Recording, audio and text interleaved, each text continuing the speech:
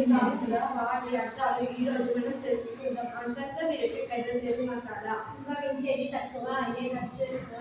దంచిందే దానికి పుట్టిందే కోడి. ఎక్కువ పని తక్కువ ఫలితం. ఉపాసం ఉంటే అప్పు తీరదు, ఊపిరితో బుర్ర పెరగదు. తక్కువమైన పనులతో శాశ్వతంగా మేలు జరగదు. ఎంగిలికి ఎగ్గు లేదు, తాగుబోతుకు సిగ్గు లేదు. తప్పుడు పనులకు అలవాటు పడిన వారు మంచి చెడు ఆలోచించరు. పొత్తుల పని సుఖం, ఒంటిగా తిండి సుఖం. వికృతంగా లాభం కోరుకునే వారి స్వభావం.